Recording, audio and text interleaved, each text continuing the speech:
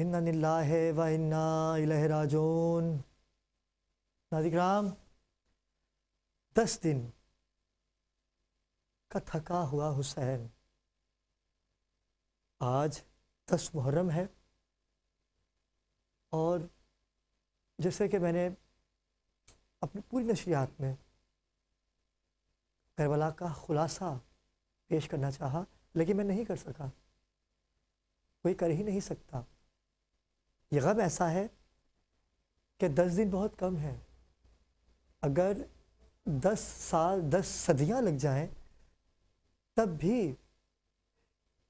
اس غم کی داستان کوئی بھی کلیئرلی نہیں بتا سکتا۔ غم اتنے ہیں، دن کم ہیں۔ کربلا میں امام حسین کے جانثاروں نے اپنی اپنی قربانیاں دی، لیکن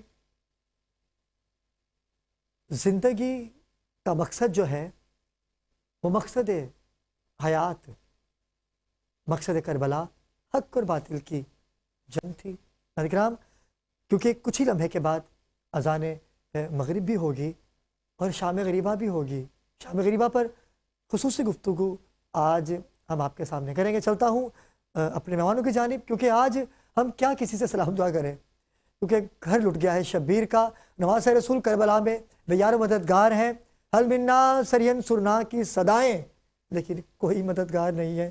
چلتا ہوں، آج مہمان کیا کہوں، آج تو ہم سب پرسہ دینے کے لیے یہاں آئے ہیں۔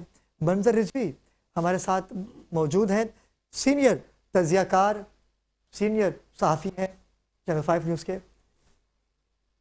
منظر بھائی، آج آپ نے پورا دن کور کیا، شب عاشور کچھ ہی لمحے کے بعد شام غریبہ، کیسے دیکھتے ہیں سیکیورٹی کے معاملہ؟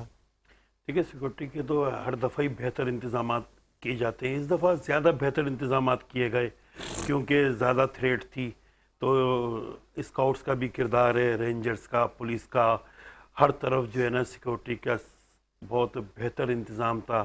کوئی بھی شخص مشکوک، کوئی مشکوک گاڑی، کوئی مشکوک موٹر سائیکل، کوئی بیگ وغیرہ، کسی کو بھی اندر جانے کی اجازت نہیں تھی، سرچنگ کا عمل تھا۔